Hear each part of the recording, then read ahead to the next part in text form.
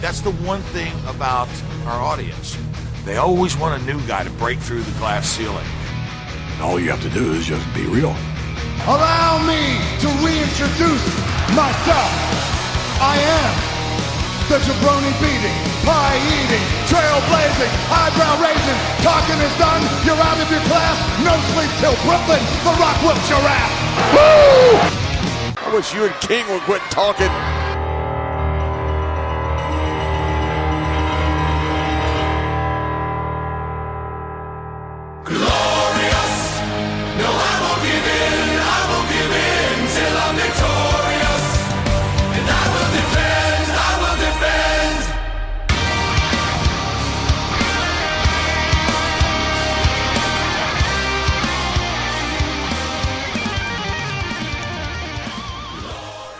All right, welcome to Around the Ring, episode 72. It is Sunday, November 20th, 2016. I am one of your hosts, Dave Brown. I'm joined by my partner in crime, Floyd Johnson. How you doing, sir?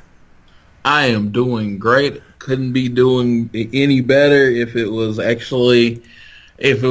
Survivor Series Sunday. Oh, well. Yeah, it is Survivor Series Sunday, so I'm about doing as well as I can be. It is, man. Survivor Series is coming up tonight. We are going to go through our predictions on that here in a little while, but we should just talk about what happened last night. NXT TakeOver Toronto. All I can say is wow. I'm starting to wonder if they can put on a bad show. I know, right? There has never been a bad takeover. Sure, there are some weeks of NXT that are pretty ho-hum. This last week was, not one of the better ones. But, geez, these takeovers are...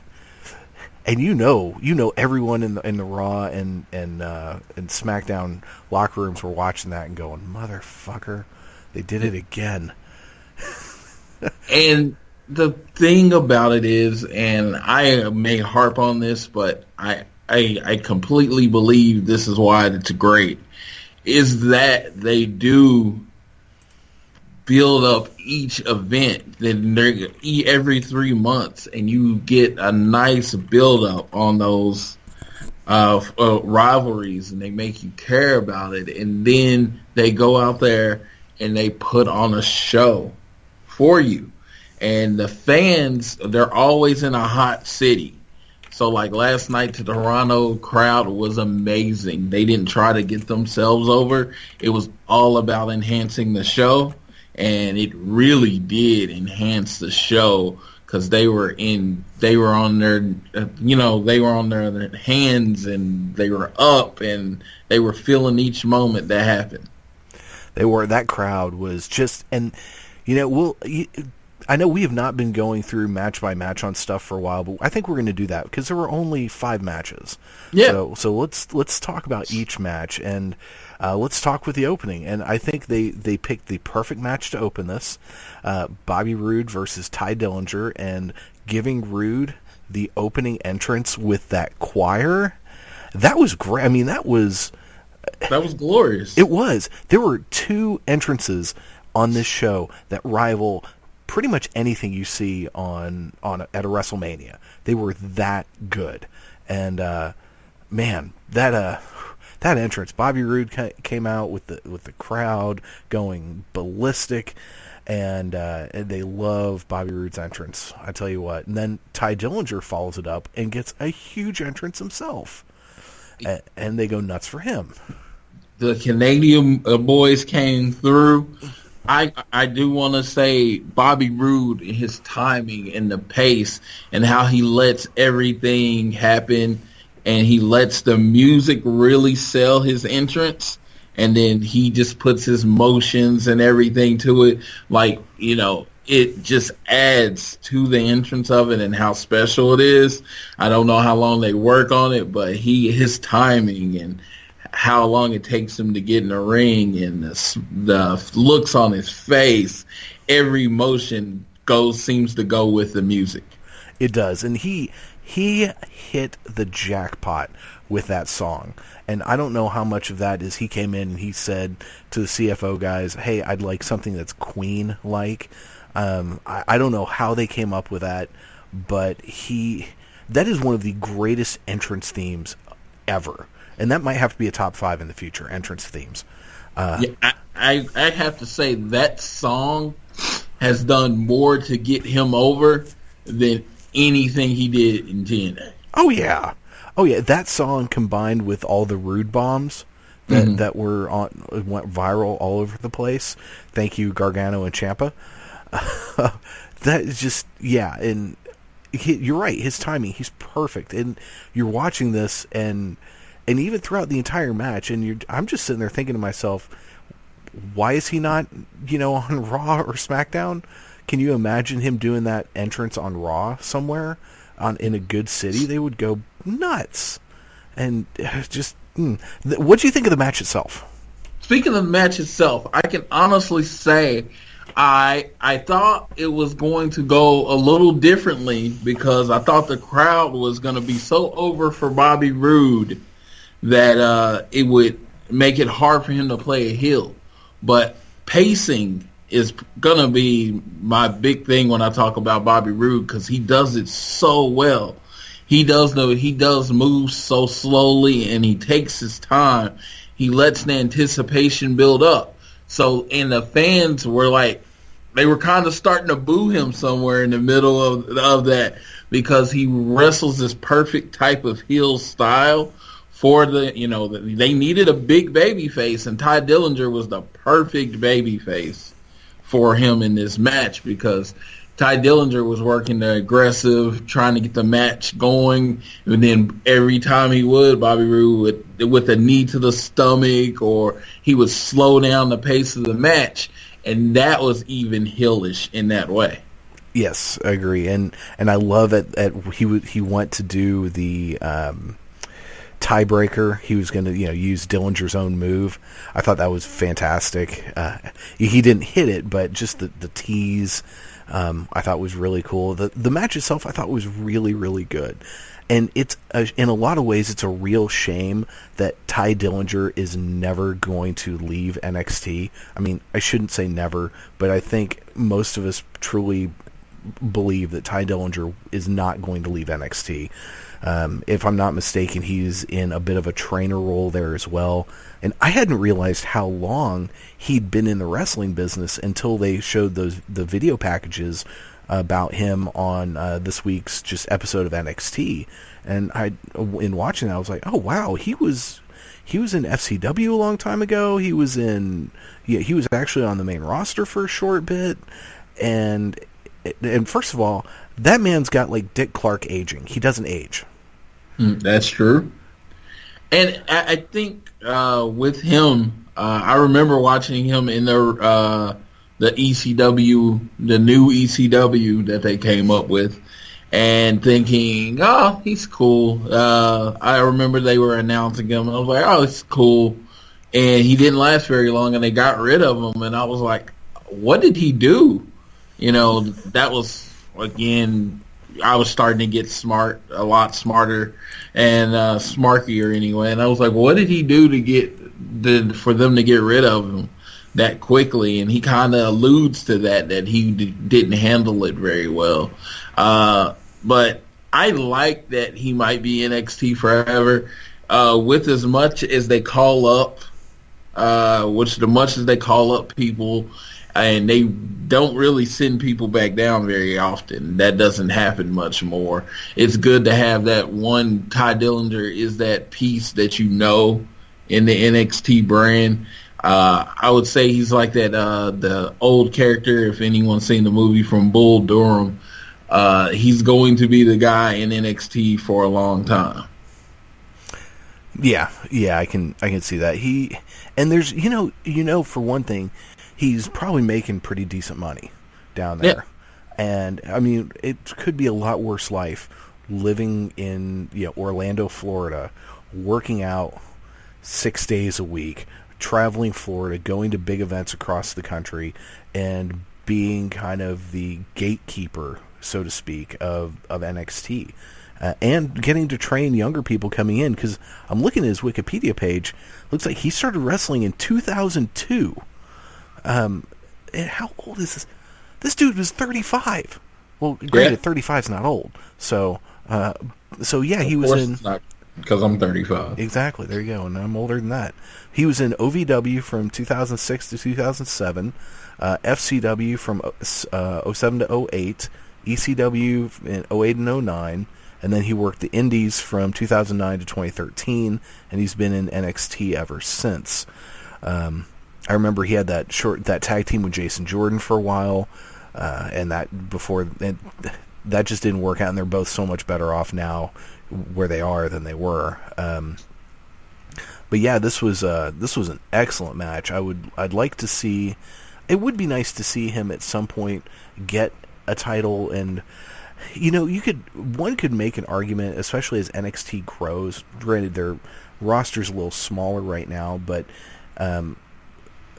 they could possibly use having a secondary belt. And I could see, their version of, say, a TV title. And you could see Ty Dillinger, holding that belt for a number of different times.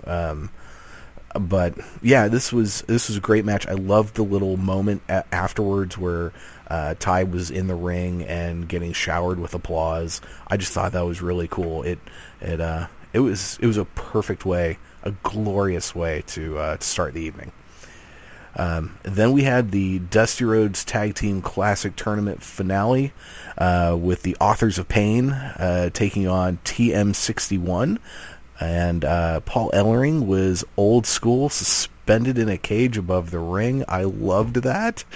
That was just so, 1985. Yes, and it was... I like how they had him interfering in matches more for a few weeks before building to that. And I thought that was really cool. I was like, it was very old school, and it took me back to my childhood when it came to him being up in the cage. Yeah, and him getting a more hands-on, I think, is a really good thing, because I think they're doing a really good job with this team. Is they bring them in as monsters. The guys just babble in some other language. Who knows what it is? Russian, something. I don't know. Maybe even Bulgarian. I don't know what it is. They're just screaming in something. And Paul Ellering's just standing there being Paul Ellering. And then he slowly starts to talk, and they slowly gets involved. And they're getting better as a team. This was, if not their best match to date, their second best match. Because the match they had against Gargano and Ciampa was excellent. But the thing I thought about this is both teams came out. I was like, well, the crowd doesn't care about this match. And you know what? These four guys got the crowd invested. And I think the thing that really turned the tide was Shane Thorne's crazy jump off of that crane. And that was when the crowd was like, oh, these guys can actually go. And that's actually when I woke up. I was watching the match, and I was like, it was a basic tag team match. And I'd seen, these two had wrestled before, and I really thought it was going to go the same type of way. And he did that spot, and it just, okay, all right. And it's funny because it's weird as a wrestling fan. I kind of like to see myself as a more subtle fan and can pick up on other things. But I was right there with the crowd on that one. I really wasn't too excited. I haven't been too excited about TM61 lately. I think they're a good tag team, but nothing stuck out. And he took that leap, and it was just like, okay, maybe these guys can work. And then I watched the rest of the match, and I was very impressed with them. I think the Dusty Invitational served its purpose. It got both teams over. Oh yeah, and I think there will be a much better appreciation, a new appreciation for TM61 with the NXT fans. I think whenever they go back to Full Sail, they're going to get a hero's welcome after this match. Because not only was that spot cool, then you had Nick Miller throwing those two giant guys around. And you look at these two dudes, you mentioned this last week, how you think they need to add on some muscle weight. Because they look like two kind of lanky, skinny dudes. And here, Nick Miller is picking up both Akam and Razor and zuplexing them around and all sorts of stuff. And they actually hit their finishing move. I did not think in a million years they would be able to do that. And that showed me they can do it to anyone. So that really got their finisher over in my mind. Agreed. That was this was the match that started out no one caring about, and by the end, people really, really enjoying. And I think you hit the nail on the head. This tournament and this match specifically did exactly what it needed to do, which was get these two teams over. And it was also a nice primer, because this was the shortest match of the night, and it probably needed to be, because Authors of Pain are still pretty darn green. But it led into the match of the night, if not match of the weekend, if not match of the year, the NXT Tag Team Championship match, 2 out of 3 falls. DIY, Johnny Gargano and Tommaso Ciampa taking on the Revival, Dash Wilder and Scott Dawson. I was kind of, because I didn't get to watch this last night, and I was flipping through Facebook, and I thought I saw a picture of Gargano and Ciampa having won. I was like, no, scroll past it, don't look. And but it didn't matter. Once I was watching this match, I was so invested. I'm surprised I didn't wake up my family, because it's like 7 o'clock in the morning. I'm bouncing in my chair like a giddy kid, trying not to scream at the top of my lungs through the whole thing. And holy crap, what a match! I can say there are very few times I actually mark out where I get involved because I don't know who's going to win the match and I don't know anything. That match did that for me. These two teams work so well together. I could watch them in a barn in Okarche, Oklahoma, if that is where they'll be performing. Anywhere these two teams are wrestling, I'm going to watch it. Their styles work so well together. They tell a good story. I'm going outside of the wrestling for the Revival. What they say, like we pulled it over with Kevin Owens, what they say during the match is so Kevin Owen-esque. And that they say things, about what's going on, and it's very subtle. And they work the leg, and it's just how it comes together, and the expressions on Ciampa and Gargano's face. I mean, it tells a complete story, and it's seriously. Every time I watch them wrestle, I fall in love with tag team wrestling all over again. Amen. And you know what? They have got, if WWE is smart, they're going to keep these two together for a long time, because eventually when Ciampa snaps and turns on Gargano, people are going to hate him, because Johnny Gargano is the absolute quintessential babyface. And these two guys are so good. And the Revival, my God, could you have a better tag team? I mean, they had these incredible matches with American Alpha, and then they've had these equally, if not more, probably more incredible matches with Gargano and Ciampa. And yeah, this match was just, I figured this ends in one of two ways. The Revival wins and Tommaso turns, or DIY wins. And I was so happy when DIY won. I loved, all the falls were fantastic. That when Gargano was doing his springboard, or his spear thing, and they turned it into a shatter machine, I felt like that was the spot of the night, personally. And you watch that back in the angle. I mean, in a way, Gargano's lucky he didn't break his neck, because the angle was so bad. And then I loved when the Revival went to do DIY's finishing move, and also when DIY hit the shatter machine themselves. I thought that was great. That could have been a fall. For a while, I was thinking there, it's like, wouldn't it be so cool if DIY won using the shatter machine? But they won with their submissions, and yeah, I was so invested in this match. As a super wrestling nerd, I'd like to point out that finish was illegal. Thank you.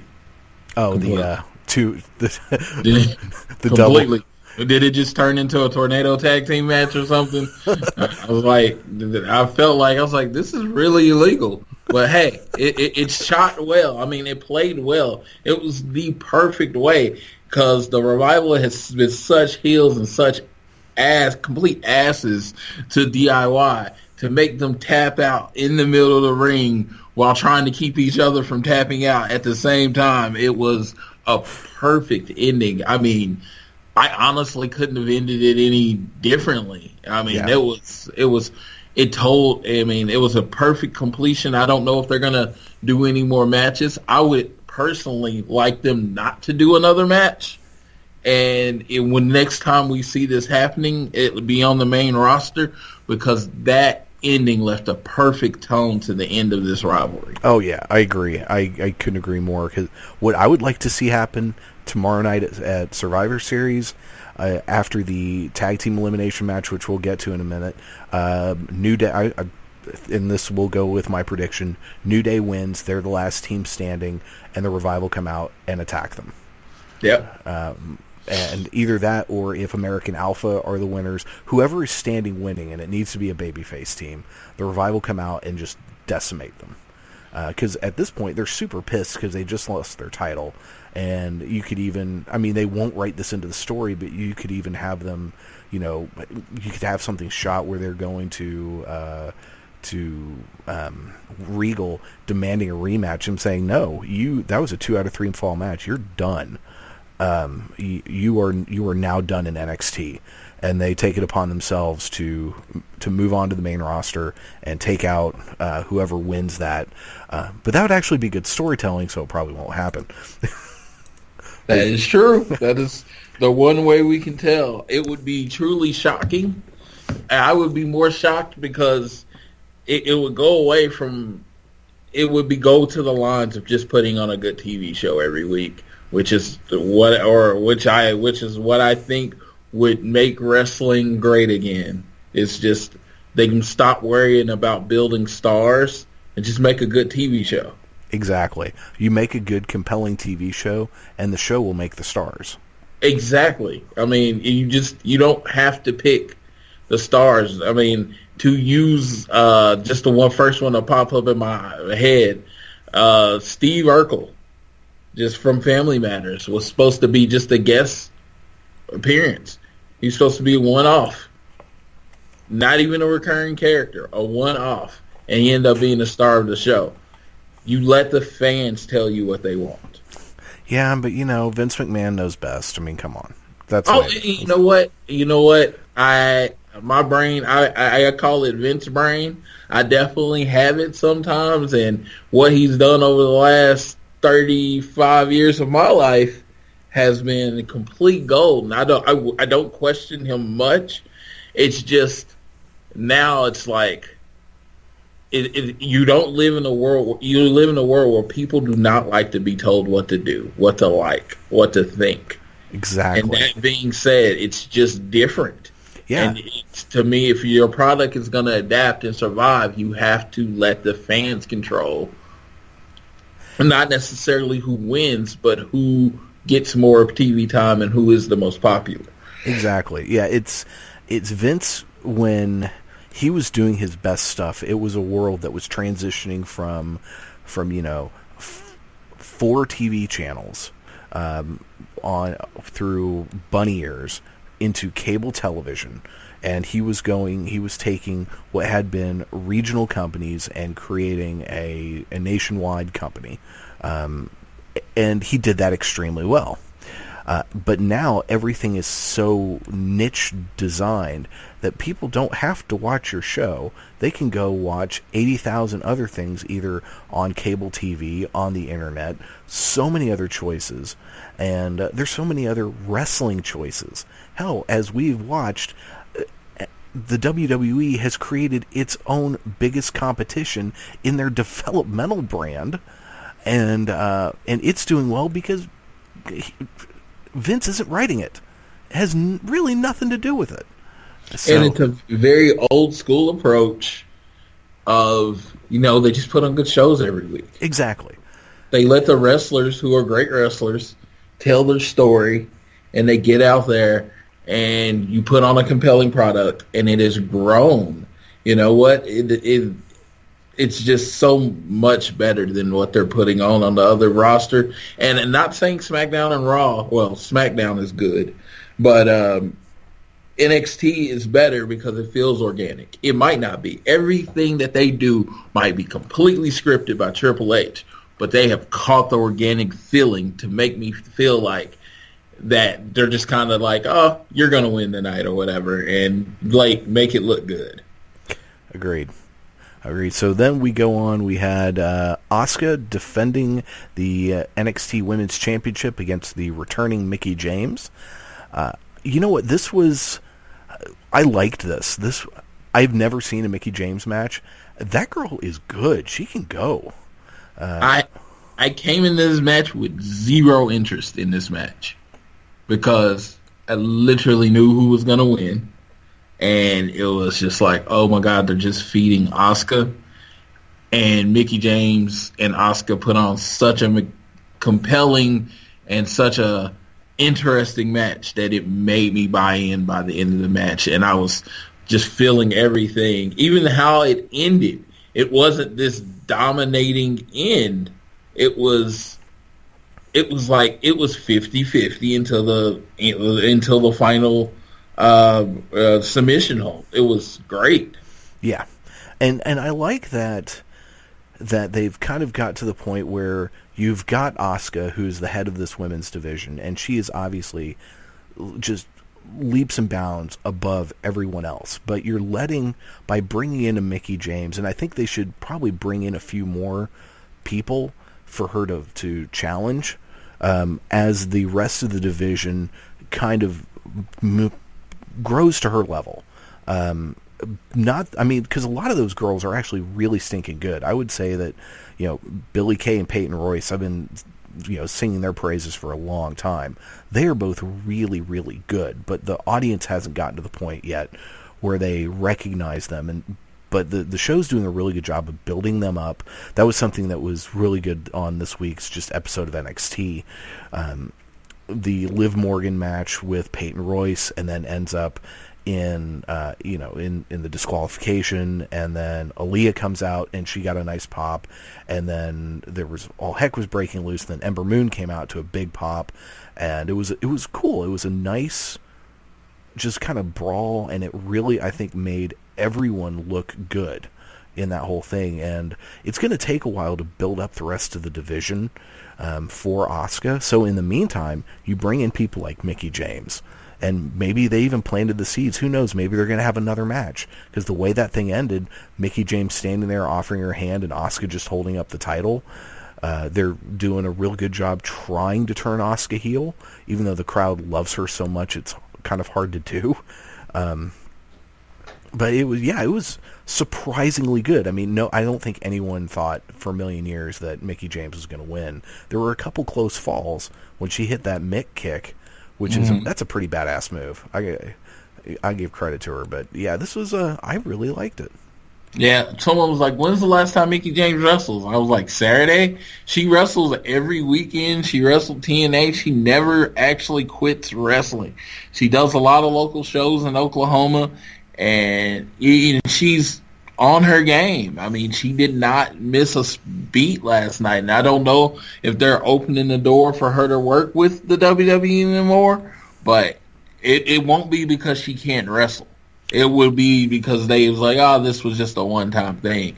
But she can wrestle. I wouldn't even mind her putting over one of these new or younger stars, as in trying to build them up to an Asuka type level. Oh yeah, that's a great idea. I hadn't even thought about that. But whoever it is that you pick to be Asuka's next challenger, or eventually the person that defeats her, you have Mickie James come in and say, you know what, I'm the only person who's come close to beating Asuka. You want a shot at her, you have to go through me. Yeah. Good call. Well, that takes us to the main event. Shinsuke Nakamura defending the NXT Championship against Samoa Joe. And, we talked about entrances earlier. That Nakamura entrance was impressive. The only thing that bugged me at all about it was the last time they had a guy out there doing the violin with Nakamura, he was actually playing, and you could hear him playing. And this time it was pretty obvious all of those people playing violins weren't actually playing. And that's why it kind of lost its luster for me. And when people were marking out, I just kind of put, I mean, I understand they had more people and it was supposed to enhance. And, I'm not even a music guy, but you could clearly tell that was pre-recorded. Yes. Yeah, and even the last time, I mean, the guy came out, he played a bit first, and he played along with the pre-recorded song, but you could still hear him playing. And this time, and I don't know a ton about violins, but if you watched them and they're playing, quote unquote, and listening to the music, you're like, wait, that doesn't, what their movements aren't fitting what's going on with the song. But it was a great visual, and that crowd was bonkers. I mean, that was, for a crowd that has lost its mind a number of times this night, for Bobby Roode's entrance, for DIY winning, this was the most deafening, I think, of everything that happened. It was a great entrance, and yeah, that is an entrance to rival anything on a WrestleMania. That entrance actually sold me on going to the TakeOver before Rumble. I was just going to drive into San Antonio. Either I was going to go in Saturday or Sunday just so I could, see the sights and then go to the show. I'm going in Friday so I can do the sights on Saturday and go to that NXT show the Saturday night. It sold me. I mean, it's just like TakeOver is just so good. And most of the time it's better than the pay-per-view the next day. It really is. And I tell you, this match, this was better than their last match, I thought. This was so good. And that final fall, it was shocking. I don't think anyone there thought Samoa Joe was going to win. And you could even hear the way when the crowd was counting along, and then when they hit 3, there was almost like quiet. It was almost eerily reminiscent of when Brock Lesnar beat The Undertaker at WrestleMania. Because it ended Nakamura's streak. Yeah. It did. He hadn't lost the whole time. He had not taken a pinfall in a match since he was in WWE. I personally, and I don't know if anyone else saw this, I saw the story that they were telling, that Joe had gotten in Nakamura's head so much that he was overly aggressive. So in that final spot where he's about to attack him outside of the ring, his aggression led to Joe getting the upper hand and cost him the belt. Yep. And now Samoa Joe is the first 2-time NXT champion. And so, I've kind of figured that whoever, or let me rephrase that. I figured once Nakamura won this match, Samoa Joe would be heading up to the main roster. Obviously, that's not happening now. I'm kind of glad. I don't think the main roster was ready for him yet. And a little just kind of hindsight being 2020. Now that I see what happened, I can see why they did it. Because now you have that January pay-per-view, and it's honestly not on much, but it's a little shorter than what they usually have to build up the takeovers. Right. So if you want to go Joe Nakamura 3, it doesn't need it doesn't need the build up of a new rivalry match. You know what I'm saying? Exactly. And I think that would be a great way to go. Come up with maybe even some kind of gimmick for it. I don't know what kind, but yeah, they need to have a rubber match. And this was and I don't know who, and whoever loses that needs to go to the main roster, because there's nothing else really for them to do in NXT, which makes, in my head, I'm fantasy booking, right? And I'm thinking, okay, in watching this entire match, I'm looking at these two guys, I'm like, okay, either one of these two, one of these guys needs to be the person who finally beats Brock Lesnar. And can you imagine, let's say if it's Nakamura, it's after Rumble, after Mania, after whatever, Paul Heyman's in the ring with Lesnar and saying, no, we're done. There's no one else for us to beat. We've beaten everybody. Nakamura's music hits. And especially if it's after Mania, can you imagine the way that place would lose their mind? It would be amazing, and I think Nakamura is one of the people with Brock Lesnar would actually put over. Because that's a big thing with Brock Lesnar. He's such a legit badass. It's not just, hey, I want you to lose to Brock Lesnar. It's, who's Brock Lesnar going to let pin him? Exactly. And I think he would let Nakamura pin him. Yeah, there's a respect there from their time in New Japan together. And since Nakamura has actually beaten Brock Lesnar, that works too. And his style is the type of style it would take to beat Brock Lesnar. I could see them playing those strikes going to Brock Lesnar's gut. And as aggressive as Nakamura is and has strong style, I could see that, the diverticulitis or whatever, they could play that up really well, as in when him beating Brock Lesnar. I don't think he would ever put Joe over.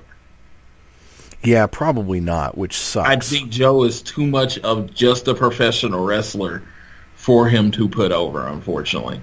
And when Brock Lesnar wins, it has to be a big thing. And because Nakamura does not speak the language well, he's getting better, don't get me wrong. He doesn't speak the language well.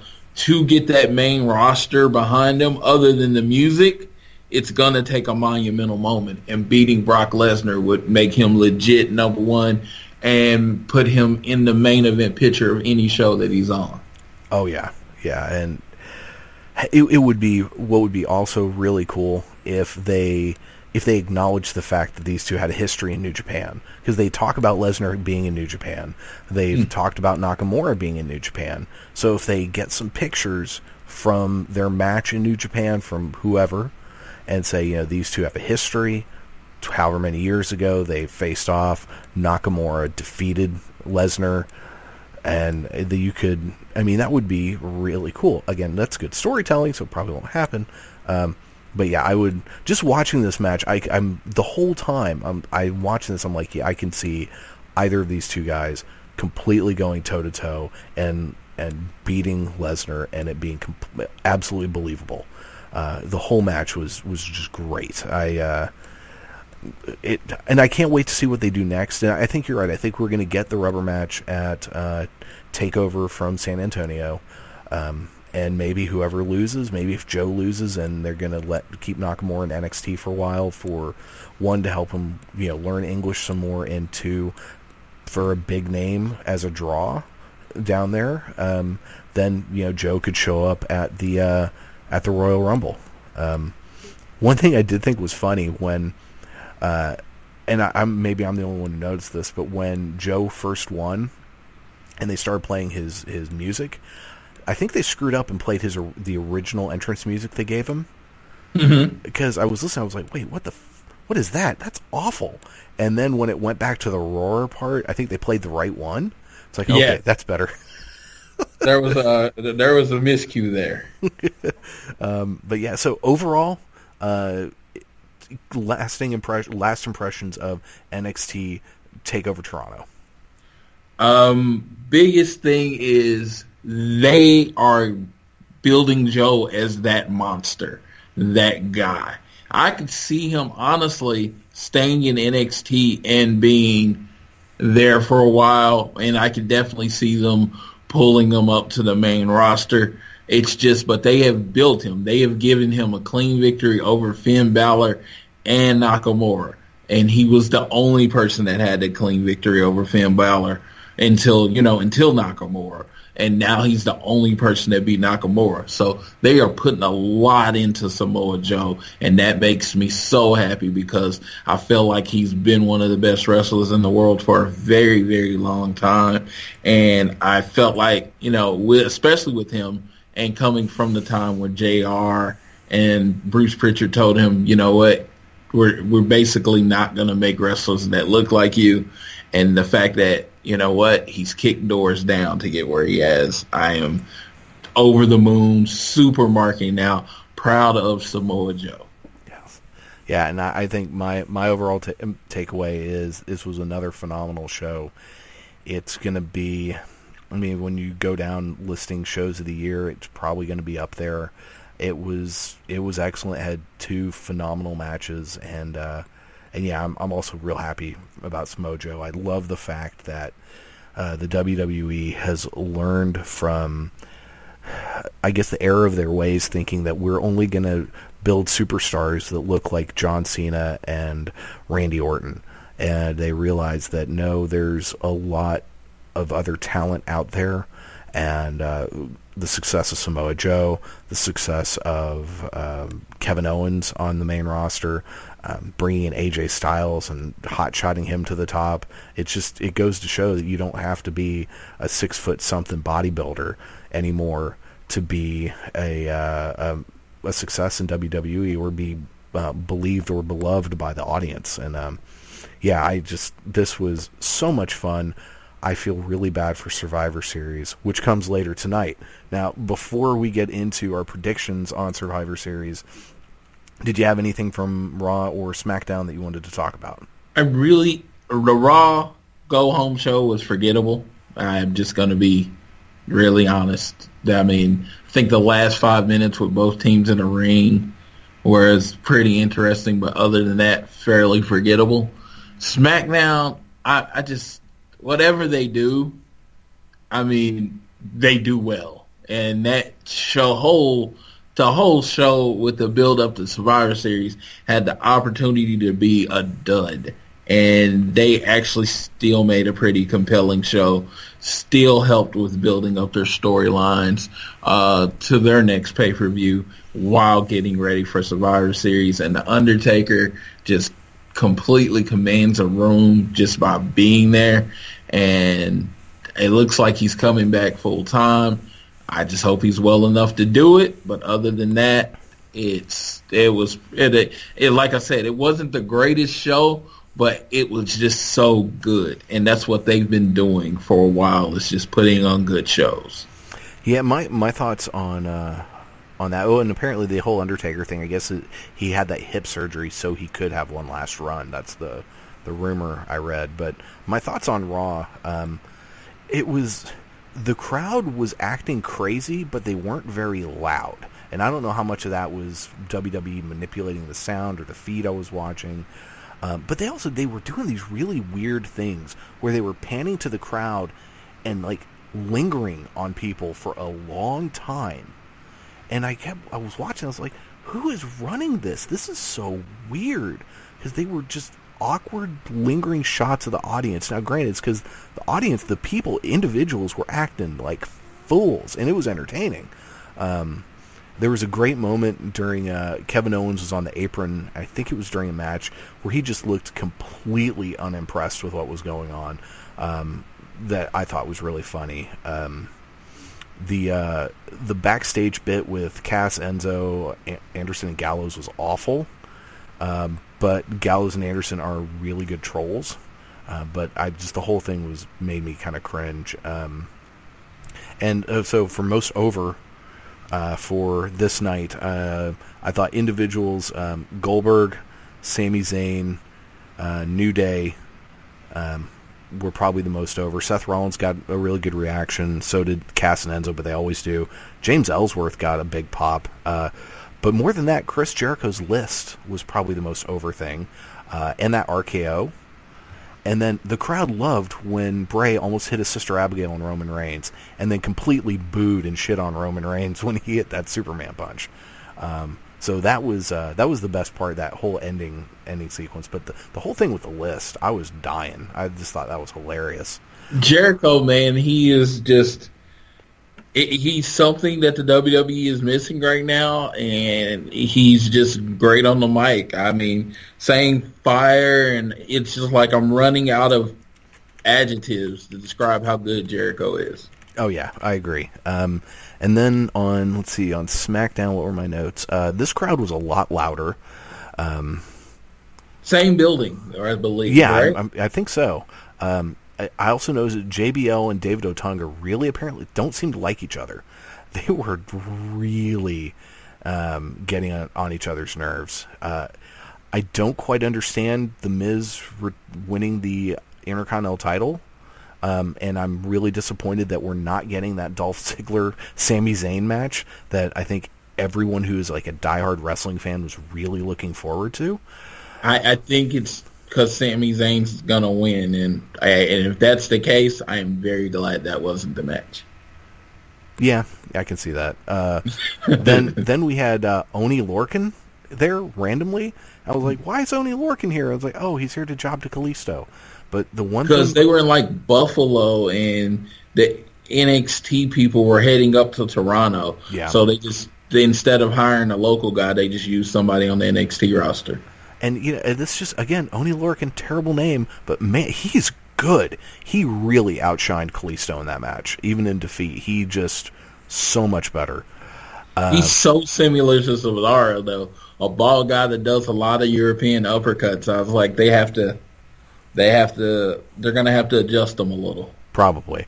Most over on this show, I would say, were Daniel Bryan, Edge, James Ellsworth again. That guy is super over anywhere he goes. AJ was very over, and obviously The Undertaker. And on James Ellsworth, he signed his WWE contract, his full-time contract. He did. Congratulations to him. Congratulations to him. One of those notches in the feather of the people that say you can be anything you want growing up, because nothing about him says professional wrestler. Nope. Nothing. I mean, nothing. His voice, his look, everything about him does not say professional wrestler. And the fact that he is a full-time WWE roster, of course, he's already kind of the comic foil character, but he'll even step more into that role that has been missing really since Santino left. So that it works for me. And he's actually a pretty decent worker. And so I all credit to him, all respect to him. He's the type of wrestler I generally would hate, but it's such a feel-good story that not even this grouch can hate him. He has a really good super kick too. Yes, he really does. And at some point when he turns heel and becomes, maybe AJ Styles' little lackey, and then someday when he turns on AJ, I mean, I'm very happy for him. Now, real quick, before we go on to Survivor Series, I wanted to talk about the State of the WWE Universe thing that was on the WWE Network. And before we started recording, you actually mentioned that you did not watch this. Is that correct? I did not. I work 12 to the 9. So when I was getting off of work, I was going back and watching Raw. I didn't watch Raw until I was actually off work this time, so I was really behind. And by the time it had gotten crapped on so much, as most people saying it was an hour of their life they couldn't get back. I am not a glutton for punishment, so I was like, okay, I'm going to take my friend's word for it and not watch it. Yeah, I think the best word to describe the whole thing was awkward. So it first of all, I don't know. It's supposed to be, Shane McMahon, Daniel Bryan, and Mick Foley and Stephanie McMahon sitting down with Renee Young talking, and they weren't there at first, and so the Miz came in, and I honestly fast forwarded through most of that because when I saw, I was like, this thing's an hour. I'm not watching this entire thing. But then when the GMs and everyone got out there, it was so just strangely awkward because Stephanie kept saying the whole B+ thing and how SmackDown is the B show and just really just poking at Daniel Bryan. And then Mick Foley was getting on Daniel Bryan. He was like, look, you don't want to be here. You didn't even want this job. And at some point, and Daniel Bryan just the entire time looked legitimately pissed. Like, I'm going to kick every single one of you in the crotch. And at one point, Daniel Bryan said, no, you know what? I didn't want this job. And you can't fault me for wanting to be out in that ring wrestling. But I'm the best person to advocate for this new generation of wrestlers because you don't get them, Mick. And so he was really kind of playing up, I understand the locker room better than anyone else, which I think he does. And then he even pointed out the fact that, guys like Sami Zayn and Cesaro say they'd much rather be on SmackDown, that they're not happy over on Raw. And Stephanie kept trying to bring things back to to Survivor Series and talking about Survivor Series, and she was so sleazy the entire time. I mean, just politician, used car salesman, sleazy. And it was really, really cringy and awkward, and it hurt, and it made me want Daniel Bryan to get up and just bitch slap all of them so bad. Because he just looked, that was the big takeaway, is I don't know how real it was, because he looked so angry. And so it was definitely a play on real emotions, just like the thing he had with The Miz on Talking Smack. So it was, but yeah, you really didn't miss a whole lot by not watching it. Yeah, because just things I've heard. Again, I did not see it, so this is kind of a secondhand knowledge, is that Daniel Bryan is quick. He's really, really quick. Like, if you say something wrong, he jumps on it. If he always has a rebuttal, he's a very quick-witted person. In that way, he does remind me of my friend Noel. And sometimes when me and Noel go at it, it's like how it has come off from reports I've read of Daniel Bryan and Mick Foley. Mick Foley's not very quick. He has what he's going to say, and he's very deliberate about bringing it out, but he doesn't really generally have quick responses. So apparently Daniel Bryan was getting a lot of jabs in, and then Mick Foley would go on his pre-made speeches, and it really didn't go with the conversation. Again, this is just what I read. And then, like I said, it's kind of, I get the feeling, because it's kind of like when me and Noel jab. I am not super quick when it comes to rebuttals a lot of times. I like to, somewhat know what I'm going to say. So it can come off like an awkward type of conversation. So that playing out over a long period of time would probably be very painful to watch. Yeah. Yeah, it was just, and I don't think it did a good job in really hyping up Survivor Series. It just, more than anything, it made Stephanie look like a screaming bitch. And Stephanie does not mind playing that character, and she is supposed to be, out of the four people, she is supposed to be the true heel. I mean, Shane, Daniel, and Mick are supposed to be on the side of the fans, and Stephanie's still supposed to be kind of playing that corporate role. So if she came off as a bitch, she pretty much did her job. Well, let's talk about Survivor Series. That is tonight. They are in Toronto. Is it in the same building? Yes. Yep, it is. It is. Okay. So, we'll just go through there. As of right now, according to the fine folks at the Wikipedia, there are 6 matches. Now, this show is supposed to be 4 hours. 4 hours, for fuck's sake. How are they going to make 4 hours out of 6 matches? I mean, it just be longer times and during eliminations and things like that. I mean, you're thinking about it, that you're dealing with 2 10-man tags where everyone, 5 of the people have to be pinned. Yeah, that's true. So I mean, you can definitely milk that. That is true. So let's go through this. So first off, we've got The Miz defending the Intercontinental Championship against Sami Zayn. So the speculation is, if Sami wins, the IC title goes to Raw.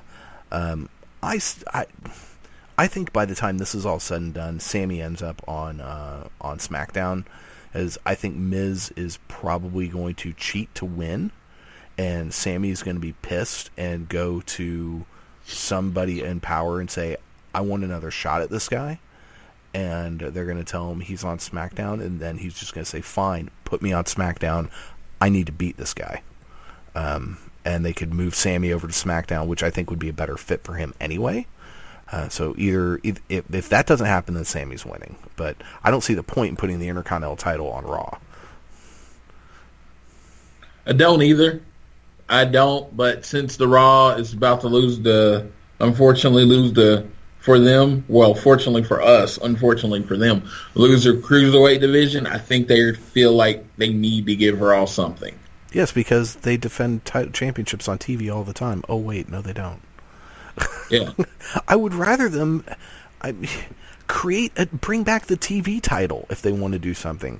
I mean, Raw, yes, has a larger roster because it's a longer show, but maybe who knows? It's with the U.S. title being on Roman Reigns, he's probably not going to drop that until he wins the Universal title because he's Super Roman, and so maybe they want another secondary workhorse belt. But then it's like, what does the mid card on SmackDown fight for? What are the guys who are not yet world title league, but are working their way up? What do they fight for?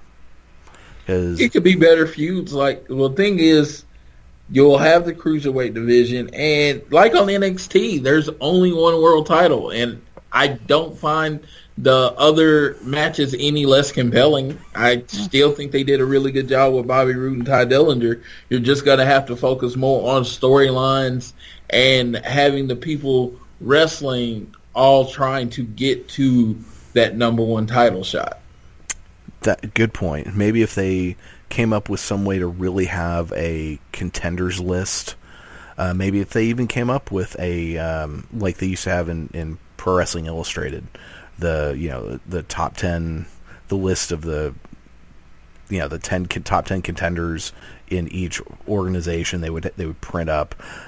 Maybe they could do something like that with SmackDown, because that would make SmackDown a very different show, and that would make every match important, because the more wins you have, the more you move up, and the closer you get to a shot at the title.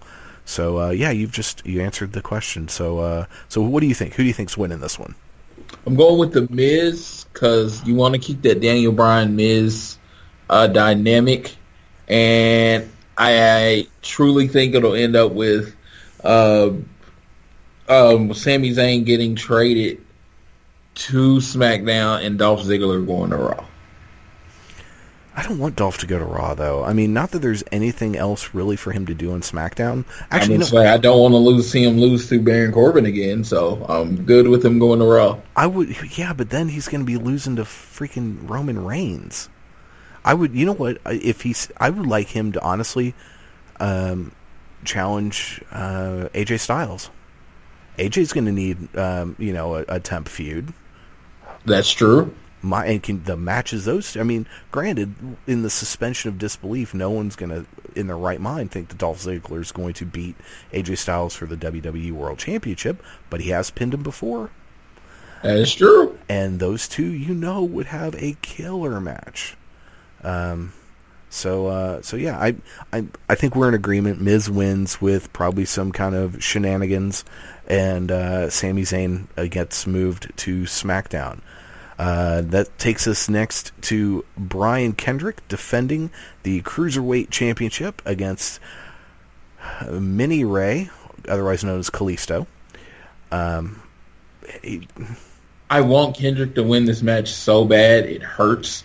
It's like I'm shaking inside at the fact that they're going to put the title on Kalisto after bringing him back 2 weeks ago over all the well-deserving people that were actually in the CWC and have actually trying to build this brand, and they're just going to throw the belt on Kalisto. I knew it was going to eventually happen, but not this quick, and I'm annoyed. Yeah, I think Kalisto's winning because that Cruiserweight division needs to be on SmackDown. Because SmackDown needs the extra bodies. For one thing, if the IC title is eliminated from SmackDown, which we don't think it's going to be, but if it is, and you've still got the problem of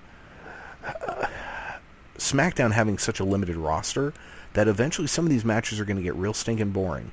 And so there's absolutely no reason, if you bring the Cruiserweights over, why not have Cedric Alexander have a match against, I don't know, Dean Ambrose one day. Or I do want to see someday down the line Cedric and AJ Styles have a match, because I've seen those two guys have a match and it is incredible.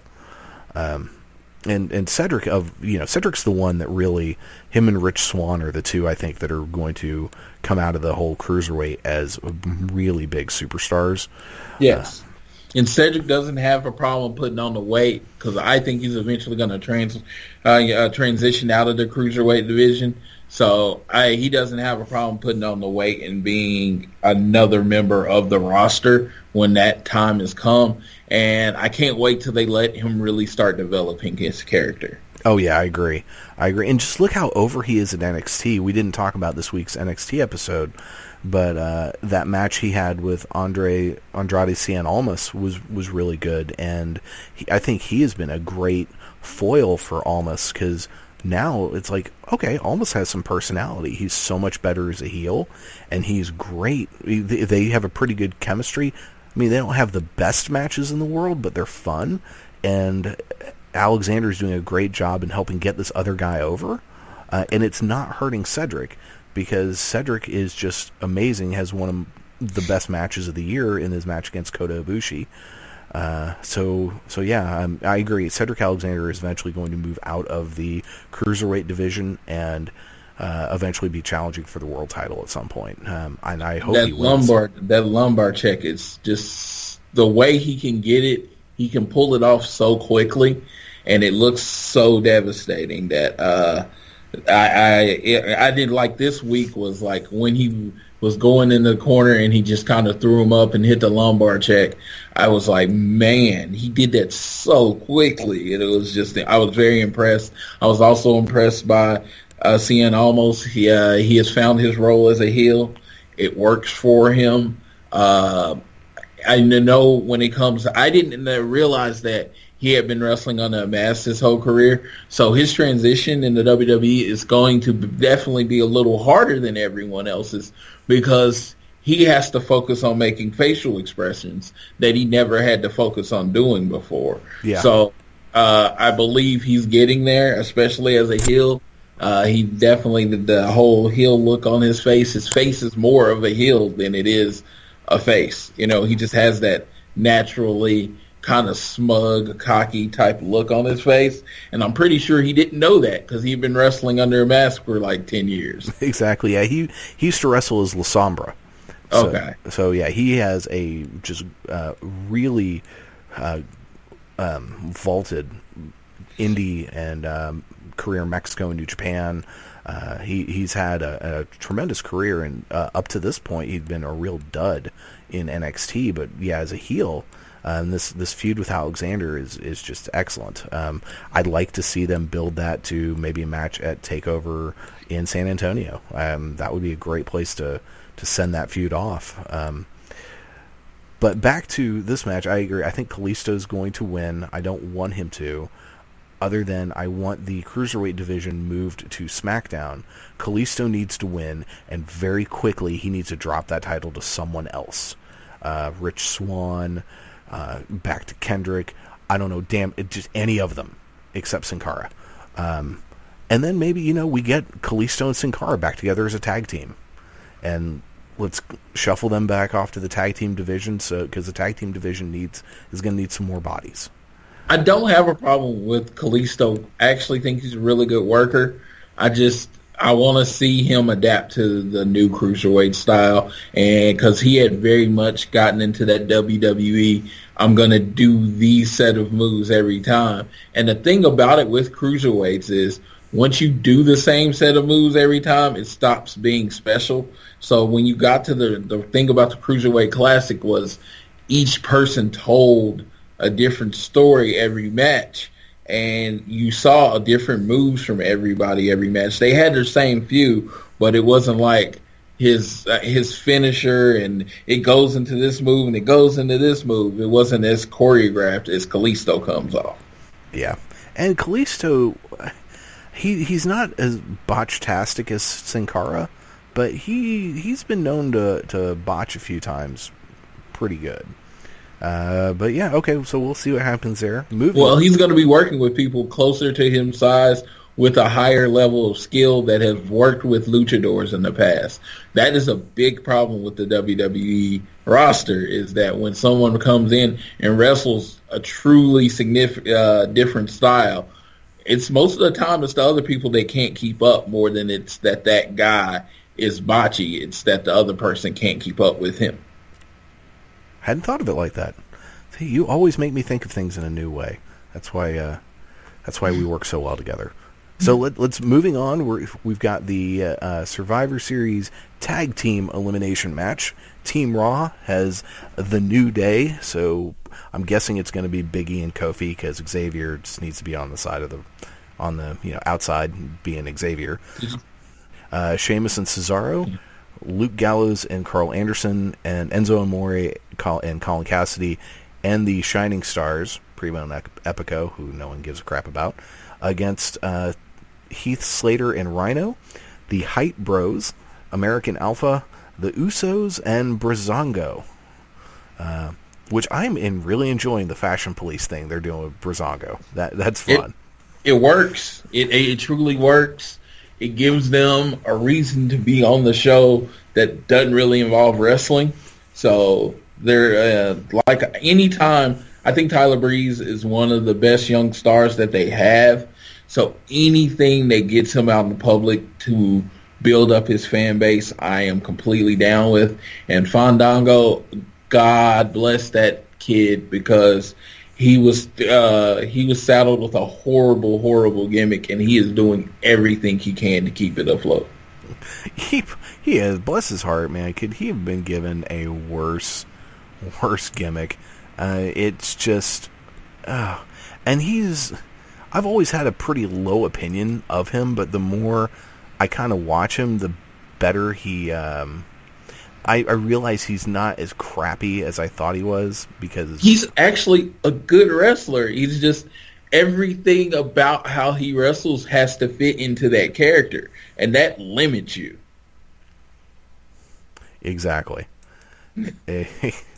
So yeah, I'm thinking Shining Stars get eliminated first. Okay. And probably Breezango is next, which again is a shame because I like you. I think Tyler Breeze is a tremendous talent, and it's been an absolute crime what's happened to him on the main roster. Both him and Neville have been just so misused.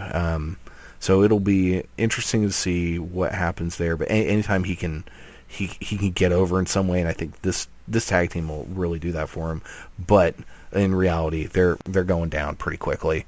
I would like them to get on the mic at some point and insult all the Raw teams what they're wearing. That would be excellent. And there was never a standoff between the Raw tag teams and the SmackDown tag teams, because you would have 20 people in the ring. Yeah, that is true. So who do you think's gonna take this in the end? The hottest act in the industry is the New Day. I would like it to end with like the American Alpha and like two teams that hate each other end up being the last two teams in there. So like American Alpha and the Usos, or Luke Gallows and Anderson, and they end with Enzo and Big Cass. I would like to see something like that, but you go with the hot hand, and there's no hotter group in wrestling than the New Day. I agree. I think if you don't have the New Day win, then American Alpha needs to win. Yes, because you don't want to put the titles on them yet, but you want to establish them as the premier tag team in wrestling, because, other than my boys, the Revival, they are. And like I said, if it ends with American Alpha, I would like to see the Revival go ahead and make their debut by passing out a couple shatter machines. Exactly. Whoever wins, and it needs to either be New Day or American Alpha, needs to be completely laid out by the Revival after the fact. Because I think that would be shocking. It would be fun. I think the crowd would go nuts because there are going to be people who were at TakeOver last night there tonight. And you know what? I gotta wonder, how much more money is WWE making from people who are going on these trips, buying tickets for both shows? Man, and now it's all 4 shows because Raw and SmackDown are going to be there also. So, yes, they're making way more money.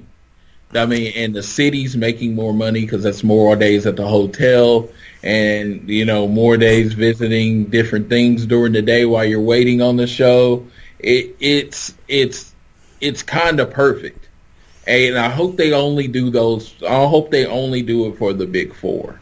That's a concern for me, that they see how much money is being made and it becomes oversaturated. I just want this to be 4 Survivor Series, the Royal Rumble, WrestleMania, and SummerSlam. You get 4 days, 4 shows in one arena, selling it out every night. They're making concessions. Cities are going to start bidding on it. I mean, you got Houston that already has the Survivor Series for next year. Tickets going on sale in December. And the fact that they're going to be able to say, we're not only selling you on Survivor Series, you get an NXT TakeOver, you get a Raw, and you get a SmackDown. Yeah, that's it. Agreed. I'll be Houston.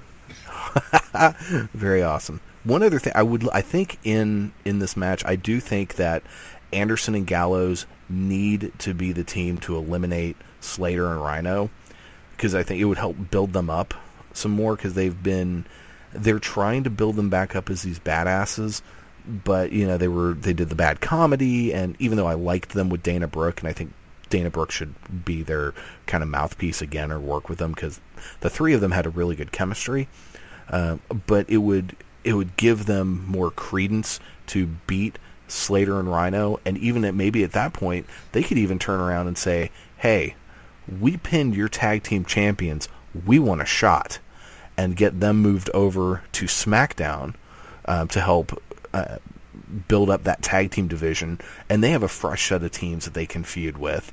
And then you can go back to the club, because I missed the club. I agree. So let's move on. We've got the 5-on-5 Survivor Series elimination match for the women. Team Raw is Charlotte Flair, Bayley, Nia Jax, Alicia Fox, and Sasha Banks with Dana Brooke on the outside. And Team SmackDown is Nikki Bella, Becky Lynch, Alexa Bliss, Carmella, and Naomi with Natalya on the outside. Now, something that I hadn't thought of when watching the whole fight on SmackDown, that I was listening to Shake Them Ropes, which is one of the Voices of Wrestling shows this week, and one of the hosts was going off on how Bayley was so quick to jump in the beatdown of Nikki Bella by Team SmackDown, and saying how it kind of goes against her character, and I hadn't thought of it at the time, but he kind of makes a good point. And they should have played this a little bit differently. When they all hit the ring, maybe they all start jumping on Becky, and she's like, "Wait, I don't know about this." And Charlotte has to berate her into saying, "Fight with your team," and that could send that would be a little more nuanced storytelling. As I will admit that fight they had on SmackDown, there was a moment when the Raw team was beating down Nikki, and then Carmella hit the ring. I thought Carmella was joining in, beating on Nikki. That's the way it looked, until you realize, oh no, she's fighting someone else, and then it got all crazy. So yeah, but before we talk about how this match is going to shake down, did you have anything on that?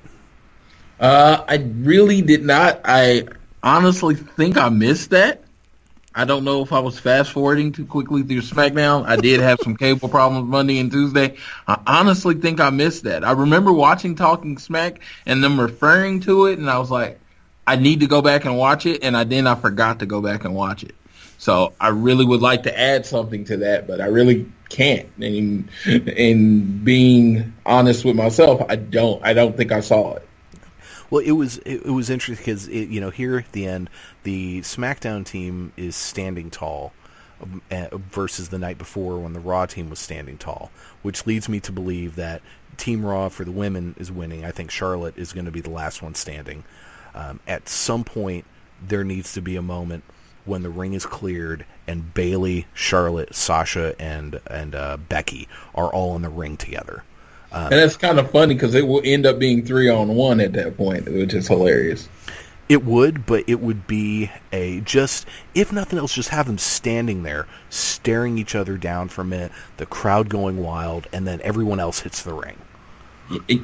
I'm going to say this, just from a complete storytelling side. We've gotten months of Nia Jax just beating up on everyone. Tonight really needs to be her night. I think she should do most of the eliminating before eventually getting eliminated, but just really put over her dominance, and that would help build a new character for Raw. Oh yeah, good call. She can beat 100 jobbers, but if to put either Becky Lynch or some of the big names on SmackDown down and just look really vicious and dominating doing it, it will buy her as what they've been trying to put her as for the last few months. Oh yeah, I agree. I think it's, if nothing else, I think Nia Jax is probably eliminating Naomi. Yeah. And Alicia Fox is probably going to be the first one gone. I wouldn't be surprised. Alicia needs to go, and then Nia Jax needs to be dominant, take out Naomi, take out Carmella, take out Alexa, and you could have it come down to Becky and Nikki against Charlotte, Bayley, Sasha, and Nia Jax, and then it needs to come down to Becky and Charlotte, I think, and then at the very end maybe Dana helps Charlotte win, or Natty turns on Becky, something. But I think they've got this whole thing. Charlotte has not lost on a pay-per-view yet, period. And I think they're going to continue that. And so Charlotte is going to be one standing tall, and she did get beaten down on Tuesday. So, but it is the perfect way there for her to end the streak without losing. True. And if that's the case, then, if it was me personally, if Bayley's not winning the whole thing, I want Becky to win it. Yeah, I was going to say SmackDown women need it more because there's so many more established stars on the Raw roster. Yeah. Oh, yeah, I agree. So my hope is that Becky wins, that Becky is the final last person standing, and that she beats Charlotte for it, that she makes Charlotte tap out, I think would be great. And that sets up later on for something maybe either next year's Survivor Series or at the Rumble or at Mania. But if she doesn't win, then Charlotte needs to win. But you need to have the things that I'm really looking for in this match. Nia Jax needs to be completely dominant. I agree with you wholeheartedly. We have to have that moment with the four horsewomen standing in the ring, even if just staring at each other for a moment. Those are the two things, and it really does need to come down to Becky and Charlotte. And I would much prefer Becky to win, but I think they're going to go with Charlotte. She is the hot name. She is the person that's on the Forbes list as maybe the greatest women's wrestler ever. She's on ESPN's list as the best women's wrestler ever. She has the most crossover appeal because her last name is Flair. And if you notice, they've used Flair a lot more now. Oh, yeah. Yeah. All right, so we've got two matches left. Which one do you want to do? There's one match I'm going to completely avoid. Let's do the 5-on-5 men's match. Okay, so Team Raw, Kevin Owens, Chris Jericho, Roman Reigns, Braun Strowman, and Seth Rollins against Team SmackDown, AJ Styles, Dean Ambrose, Bray Wyatt, Randy Orton, and Shane McMahon with James Ellsworth as their mascot. This has a lot of potential. What are you thinking? I'm most excited about this match because it can go so many ways into building new feuds if they wanted it to be, or they can just try to enhance the current feuds that they have. I just think it comes out with I think Kevin Owens and Chris Jericho end up being the last two. Okay. Just because it's Canada. They're Canadians. Yeah. And when you're looking at who's the most over as champion, AJ Styles is through the roof as champion. They have really been struggling with establishing Kevin Owens' title run. The most over thing about Kevin Owens' title run is Chris Jericho. So if the best friends end up as the last two series, I truly think that builds for the more WWE-centric storyline going forward. Okay, I can see that. I actually think AJ Styles is the sole survivor. Because really, I was thinking about this earlier, as in December, we're going to do, I think we should do a couple of top fives, one for matches of the year and then one for wrestler of the year. And I think beyond a shadow of a doubt, AJ Styles is the wrestler of the year. And to tap that off, to put the feather on the cap of that, he should be the sole survivor of this. And that would be, if nothing else, that would show that they really wholeheartedly believe in this guy, which I think they already do. I think he has thoroughly impressed Vince McMahon, and otherwise he wouldn't be doing as well as he is throughout the entire year. But to me, AJ needs to be the one that wins. I think Chris Jericho needs to basically cost Kevin Owens elimination to really start sowing the seeds of their upcoming feud.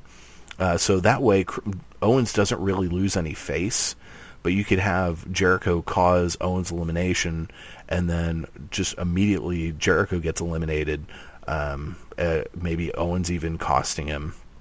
I could see at some point in the match Bray and Randy just dropping back and walking out and leaving their team high and dry, so the Wyatt family just leaves. And I think Braun Strowman needs to eliminate Shane McMahon, though Shane's going to jump off of something really tall at some point. Yeah, that's my only thing when working it out. How are they going to get rid of Braun? Because he has not. Or is it going to be an Undertaker thing where he gets counted out or disqualified? Because his shoulders have not been put to the mat since he's been a singles wrestler, and I don't think they want to do it tonight in this atmosphere. Yeah. It's got to be a bigger thing when he finally loses. Okay, so, you know what? I got it. He and Bray are fighting outside of the ring. Randy gets involved. The three of them just disappear into the back fighting, get counted out. All three of them are eliminated. That makes sense. I honestly, that makes perfect sense, because like the one thing about Braun, he can't be pinned because of everything you've done over the last 2 months would just kind of be crapped on. Yeah. And I would love to see, and at some point, there's going to be a standoff where the ring is empty except Roman Reigns, Seth Rollins, and Dean Ambrose are going to be in there. Yep. I would love to see Reigns get eliminated by either Ambrose or Styles. That probably won't happen. The fear is, of course, that WWE is going to be WWE and make it the Roman Reigns show, and Roman's going to win. Or Roman and Braun will be left standing. Who knows? But my hope, who I want to win, my prediction, AJ Styles. Yeah, like I said, I'm going with Kevin Owens and Chris Jericho. Like I said, more storyline reasons than anything. Personally, I think the most, if you're trying to say, hey, we're trying to build this new character, just have Braun Strowman end up being the sole survivor. That's true. I mean, if you're really trying to say, we're going to put our stamp behind him being this monster type of character, just let him be the sole survivor. That's true. All right, we've got one last match. Brock Lesnar taking on Bill Goldberg. All I can say is I pray that it's at the end so I can just turn off the TV. You're not going to watch it at all? Hey, if it's the last match, I probably will not watch it. Actually, I do this show, so I will watch it. And and then next week, I would like to start the show with my angry rant about how horrible this match is going to be. All right. So I think it's pretty safe to say Brock Lesnar's winning this. I'm pretty safe to say Goldberg's winning. Really? I mean, if it's going to be his swan song, and I thought this from the beginning, if you remember a few shows or so ago, I think this is building to Shane McMahon and Brock Lesnar at WrestleMania. Shane McMahon is going to cost Brock Lesnar this match. And that's the only way I could see Brock winning, or not losing. But yeah, I mean, he's going to get the payback for the F5, and he's going to cost Brock Lesnar this match. There you go. I don't have much of an opinion one way or the other. I don't like Shane wasting a spot of a wrestler at a WrestleMania. I love Shane. Don't get me wrong. I mark out for Shane, but I want someone that can actually build their character by being in a feud with Brock Lesnar. True.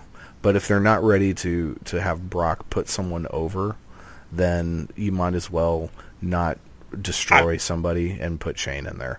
I felt like Dean being in the match with Brock Lesnar last year set up for him to make that catapult to the main event and win the title. So I don't think losing to Brock Lesnar, I think losing to Brock Lesnar does more good than harm. As long as it's not a squash. As long as it's not a squash, I agree. As long as it's not a squash, just to have him hang with Brock Lesnar does more. I'm just saying Shane McMahon, love Shane. Don't get me wrong. Some of my best memories of pay-per-views have to do with Shane McMahon. But I want someone I think can actually beat Brock Lesnar. Yeah, no one in the world, I think, thinks that Shane McMahon is beating Brock Lesnar. Yeah, unless everybody from SmackDown comes down and beats up Brock Lesnar in the match and Shane just gets the pinfall, setting him up as a super heel or something like that. No one believes it, so it truly is going to not be as entertaining as they would hope. He's going to jump off something really high. He's going to do his thing, but in the end, Brock Lesnar wins. I'd rather see Shane back someone to fight Brock Lesnar. Hey, maybe Shane brings in Nakamura or Samoa Joe or somebody. Yeah, no, Shane's going to take the spot. Oh, yeah, he is. Yeah, he is. Like I said, as far as a wrestling thing, I would rather see Shane against someone like AJ Styles or something like that where, he physically matches up with him and then can do the stupid spot. And he might still end up losing, but I would buy it. Yeah, good call. Well, that is our Survivor Series predictions. We will find out if we are right tonight later on in the evening. That is, if we can actually remember who we picked, because half the time I can't. But that's going to happen later tonight. And before we move on to our top 5 of the week, did you see that Ring of Honor has a new TV champion? I did. I'm the one that posted it. Yes, Will Ospreay. And he's probably one of the biggest names in indie wrestling right now, especially after his match with Ricochet and then his feud with Big Van Vader. He was a big name, and they chose to give him the title in England. Yeah, that's a good call. I think it's and it would. I want to see the match because I haven't seen it. But did he beat Bobby Fish? He beat Bobby Fish. Okay, and Bobby Fish had that title for a long time. Yeah, it was 6 months. That's what I mean. Granted, for Ring of Honor, that's not that long. But in general, title holding, especially in WWE, that's a pretty good title reign. Yeah. And Bobby Fish is excellent. So I'm gonna have to go out and I'm gonna have to go find that. I actually need to start watching Ring of Honor again now that I'm not rewatching Alias. I have a little more time to watch stuff, so I'm gonna have to get back and watching Ring of Honor because I missed it. I like those matches and those wrestlers a lot. ROH generally makes you pay your dues, and you can't go over the fact of how big of a deal it is that he won in his first match in ROH. That is a big deal. Some people might be more well versed in the history of ROH than me. I have no problem admitting that I did not watch it before it got to a little TV time. But that being said, I think that's kind of the first time that's happened.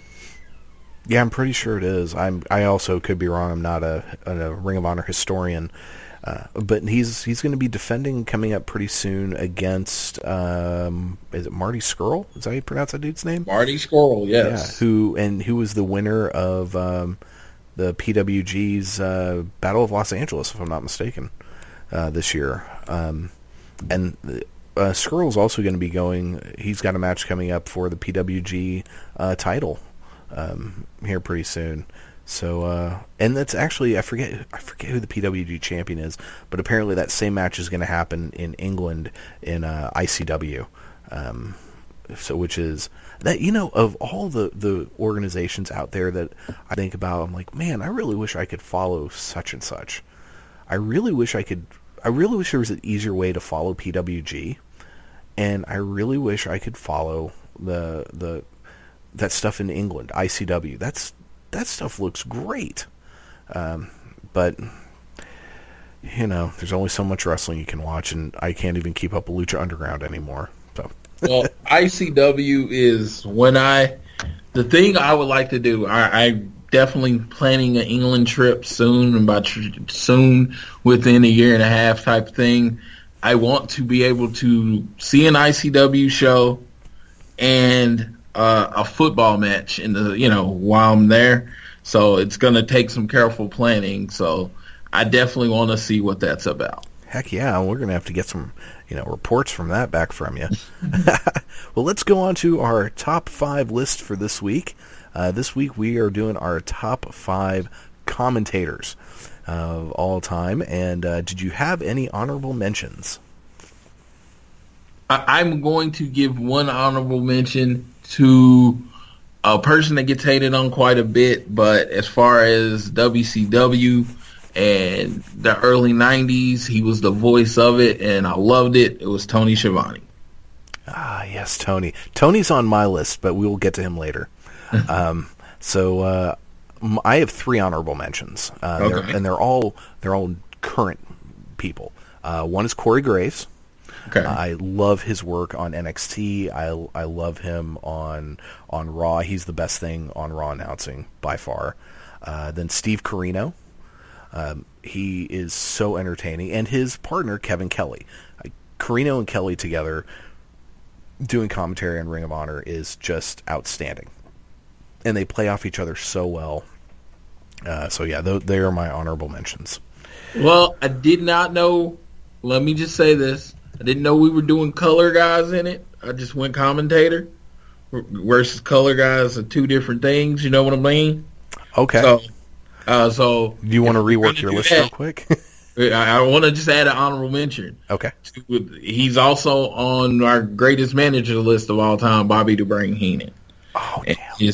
in his humanoids, and he was whoever was the commentator or the actual announcer, he was always the perfect foil for, because he was the side of the heel. And honestly, I can say a lot of his commentating is kind of made me see the world different, as far as when he would explain why a heel did things, it would, even though you might not necessarily agree, it actually made you understand. Yeah, man, I completely forgot about Bobby Heenan. Damn, he's on my honorable mentions. Yeah, and to be fair, I should have clarified when I say commentators, I'm just thinking of anyone sitting at the booth. Okay. Calling a match. So that will. If you want to rework your list, feel free. I'm okay with my list still, okay, but okay. I did want to add him as an honorable mention. Okay, good deal. All right, so who is your number 5? My number 5 was the voice of the WWE growing up.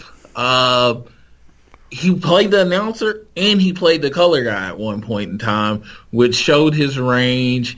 And gotta go with Gorilla Monsoon.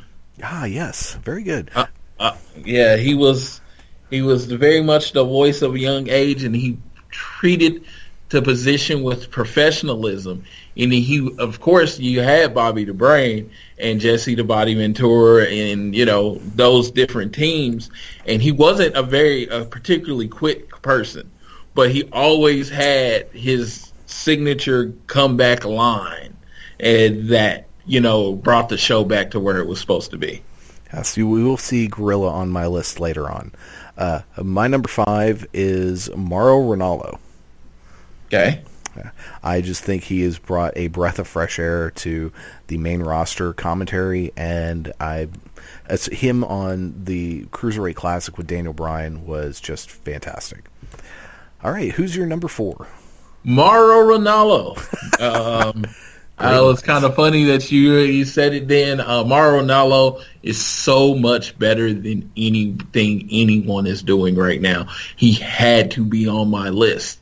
And I know this is an all-time list, and my time with him is very short, but I feel he is JR. He is a mixture of the next three people on my list. So much to the point where I feel energized, and he makes me care about matches I don't normally care about. And he does it, and I know he still does the whole Doritos and all those type of things, but the way he does it, you don't really notice it. He really does bring it back to wrestling. Yeah, he is fantastic. He is great. So my number 4, we're going old school, Gordon Solie. Gordon Solie. I don't. People will never. He's on my list, so you will never understand the reverence I have for that person. That he is the Walter Cronkite. He is the name of wrestling announcers. He is the all-time great. So, all right, who is your number 3? Number 3, the only man to do pay-per-view by himself. He was the announcer, he was the color guy, and in 3 words, oh my God, his name is Joey Styles. God.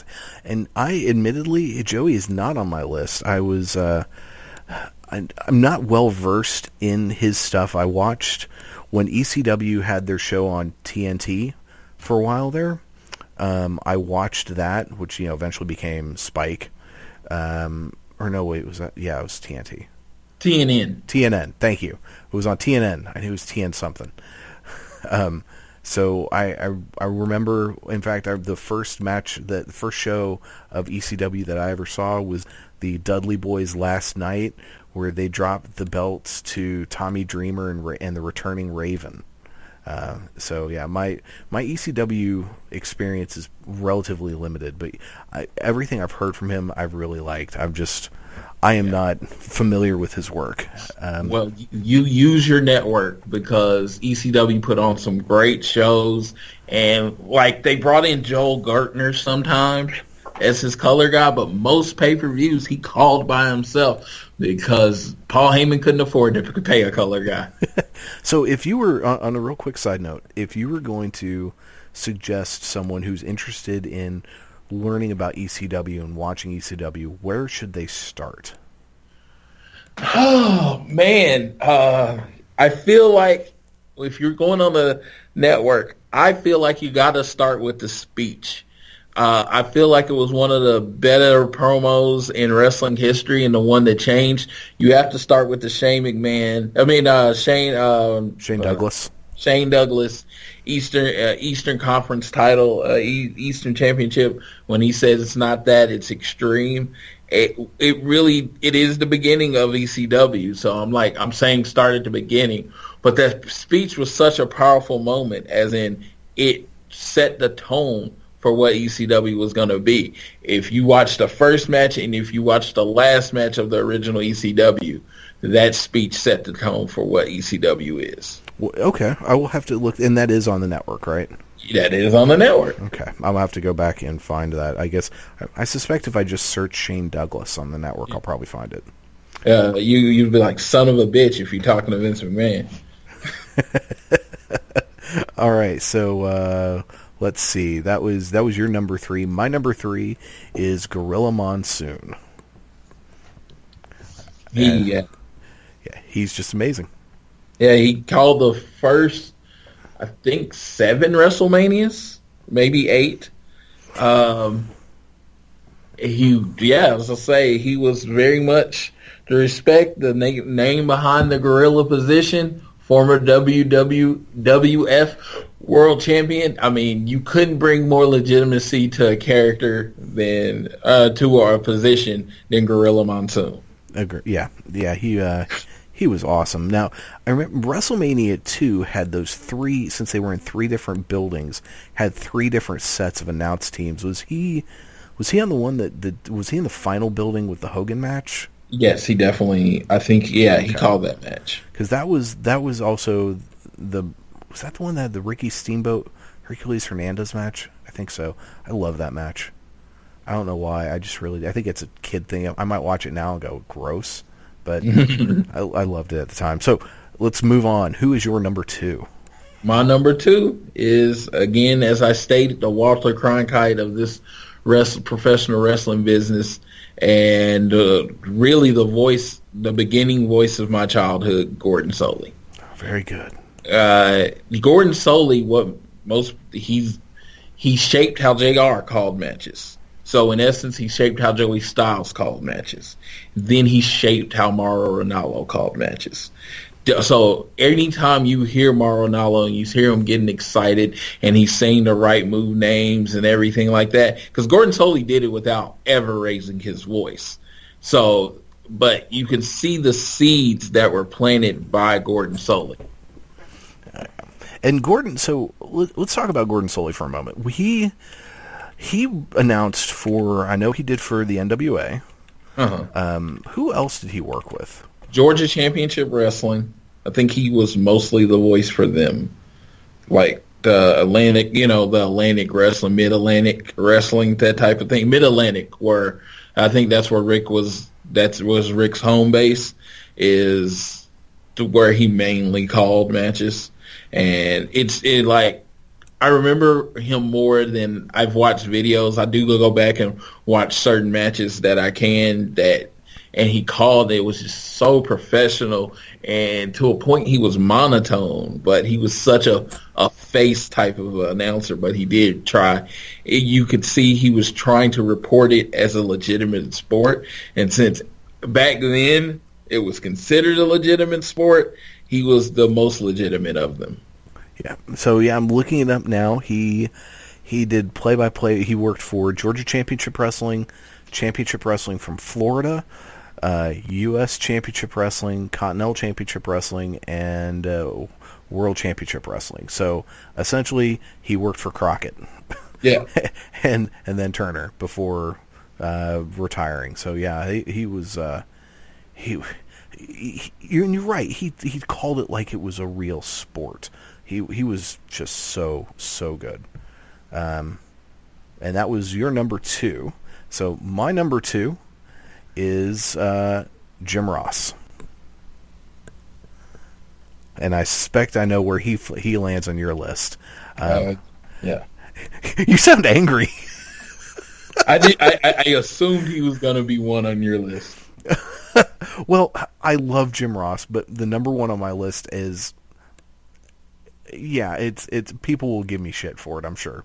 But Jim Ross was just Jim Ross. I mean, he was, even after he had Parkinson's, right? Or yeah, even after he had that attack and it affected the way he spoke, he was still fantastic, and we got so many good years out of him. So yeah, Jim Ross. Who's your number 1? Let me guess. Jim Ross. No, Mid-South Wrestling, UWF Wrestling, WCW, WWF. He got fired, went back to WCW, and then became the voice of a new generation. Understand his story is what he has meant to wrestling. I don't think most people will ever understand. But the Stone Cold call, he called wrestling like it was legitimate because he has made it. He learned from Gordon Solie. So he called wrestling like it was legitimate when the Mick Foley, I think he's dead, was like shaking, in me. That call was so perfect for that moment. When Dr. Death Steve Williams became the first UWF champion, the excitement in his voice because his true friend became world champion. I can keep going through moments because he is through my whole life as a wrestling fan. And the fact that he is a boy from Oklahoma, that just a small town in Oklahoma, that all he wanted to do was call OU games. Everything adds to him and what he means as an announcer. He is the voice of WWE. You can call Michael Cole whatever you want to. You can call that. But when Stone Cold the first Stone Cold call to what is it? Mrs. Foley's baby boy, the Mick Foley interview. It's Jim Ross. Yep. Yeah, Jim Ross was just phenomenal. So I pulled up his Wikipedia page. So Mid-South Wrestling, 1974 to 1982. Jim Crockett Promotions / WCW, 1982 to 1993. He was in the WWE from 1993 until 2013. He worked on Raw from 2002 to 2008, SmackDown from 2008 to 2009. He was doing sporadic things from between 2010 and 2013 before he got the boot for dumbass reasons. He's done shows for New Japan Pro Wrestling, and he does the Access show for New Japan Pro Wrestling right now, and he does some random things on the indies. So yeah, he is. When I put this list together, I'm thinking my personal favorites. If I'm going to sit down and say who is objectively the best person ever to call wrestling matches, it's beyond a shadow of doubt, it's Jim Ross. So I kind of have this thing in my head where I think of something as the best and then my favorite, and they're not necessarily the same. In this case, it's for me, it's the same.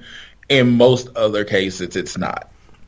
Yeah, but Jim Ross is he was incredible, and I think some of the reason why he's not my number one is because of the fact that I am still, to this day, I think of myself as a WCW guy, which takes you to my number one, who was on your honorable mentions, and that is Mr. Tony Schiavone. Wow. Yeah. I'm ready to listen. I don't know what it is, because I listened to some of his stuff, and I know, depending on who he was playing against, it was sometimes bad. He did not have very good interplay with Eric Bischoff, because Eric Bischoff was just a shill, and I think Michael Cole went to the Eric Bischoff School of Broadcasting, because Michael Cole sounds like he really wants to be Eric Bischoff.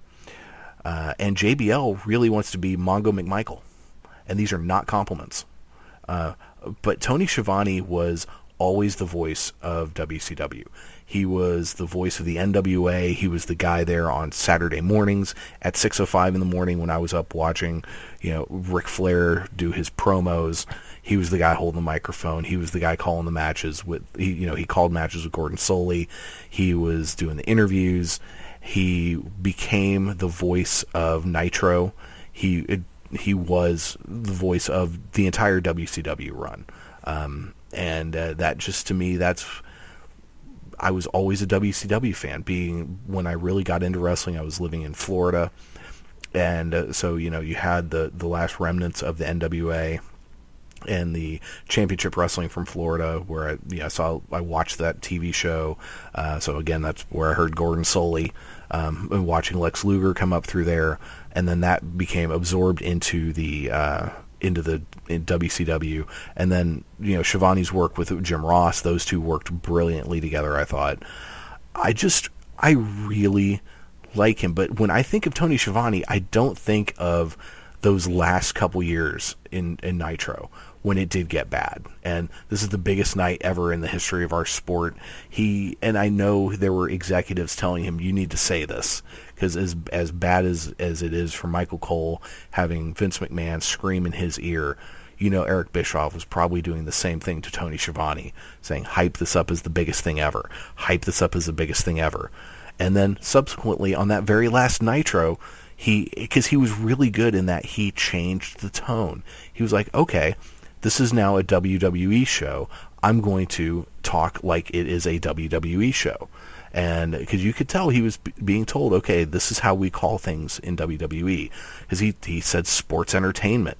And he still talked up how great the company had been and the legacy of WCW, while still doing it in this very pro-WWE, WWE-friendly way. So yeah, that's just me. I will always have a soft spot for Tony Schiavone. I think it's kind of amazing that he never ended up anywhere else doing commentary. I know he does baseball, I think, now. And he's moved on, and he's fine with that. I know he made an appearance. He actually started in the WWF in the late 80s. He did, and he didn't last there very long. No, he didn't. And I know he was at one of the TNA, I think, pay-per-views, and he shot pretty hard on old boy Michael Tenay. But I just really like him. One thing I will say, I'm very surprised Vince McMahon was not in your list. Oh, Vince McMahon was horrible.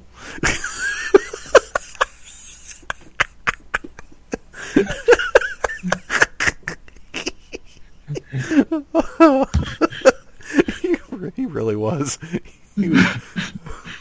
I mean, as much as he was there, he was bad. It was like when I was young, I realized how bad he was. Like, it's usually like, oh man, he was great. No, when I was young, he was bad to me. You could tell the difference when he was calling his versus all. You say Michael Cole went to the Eric Bischoff school? Well, Eric Bischoff went to the Vince McMahon school of it. Because Vince McMahon was bad.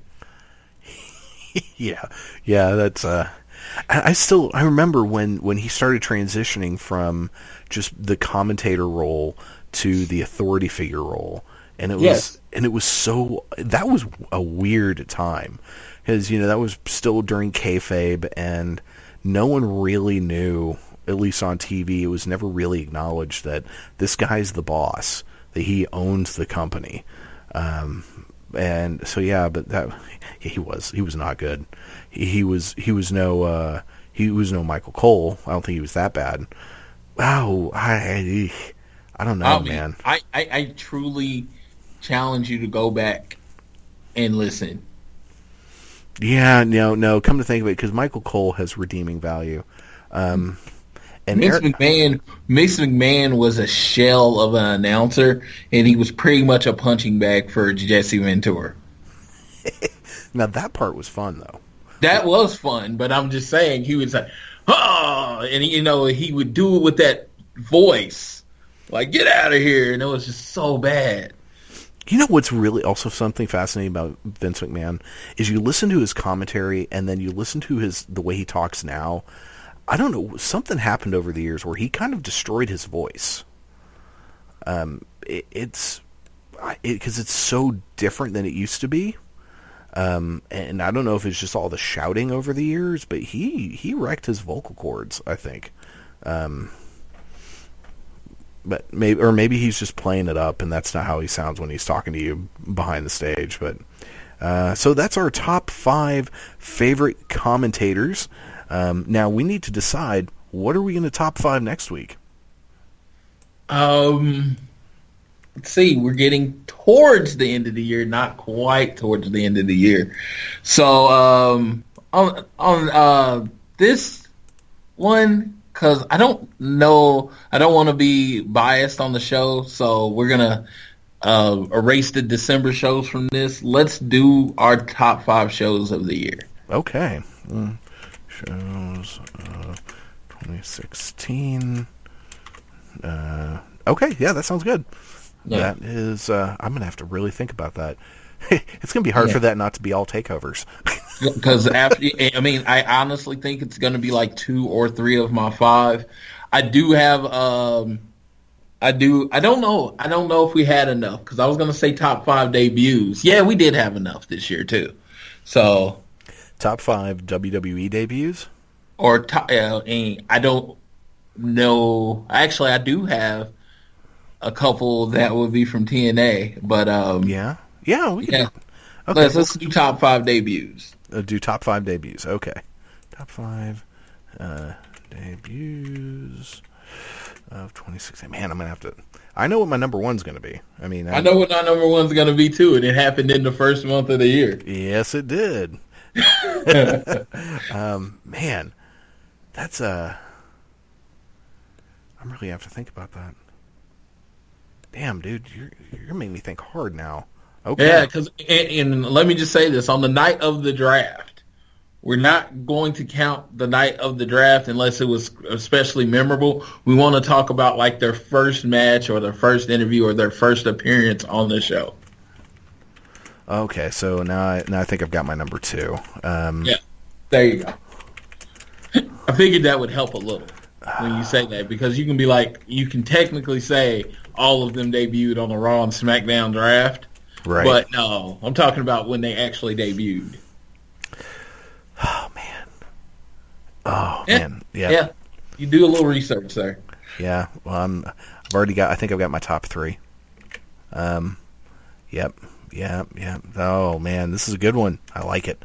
And definitely start working up as toward closer to the end of the year. We're going to do favorite matches of the year, wrestlers of the year, and so yeah. And I was going to say, when you're looking at your shows, you'll probably be looking at your matches too.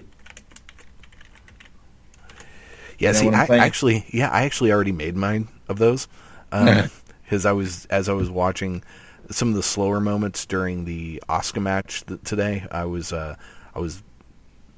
doing that at the same time, and so I've kind of already got my matches and wrestlers down for the year. But yeah, I'm looking at that, I'm like, yeah.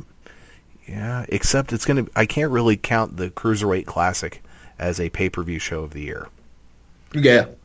And my favorite Cruiserweight Classic matches weren't in their finale, so I can't even count that. See, it's going to be fun. It is. All right, well, that's going to do it for this week. Where can folks find you online, sir? Of course, on Twitter, you can find me at Floyd Johnson Jr. On Facebook, it's Floyd Johnson Jr. And on Instagram, it is IntenseCA. Hit me up with any messages or any requests that you might have. I would love to hear from people. Awesome. Yeah, you can find me on Twitter, Facebook, Instagram at Oklahoma Lefty. You can read my music blog at oklahomalefty.com. And you can follow the show, Facebook and Twitter, at Around the Ring OK. And we also have a homepage, aroundtheringok.wordpress.com. And you can check out our episodes there. And that's going to do it for this week. Survivor Series is tonight. We will talk about it next Sunday. And take care, everybody.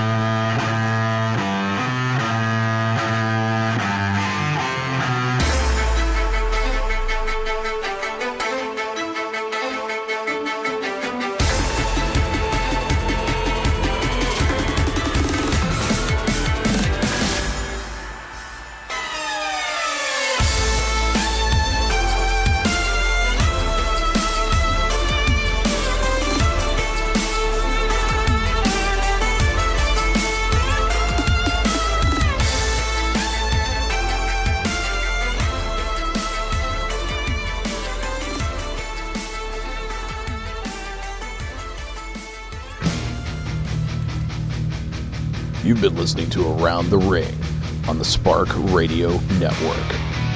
All you have to do is change your point of view and believe. Austin 316 says I just whipped your ass. Damn! Woo!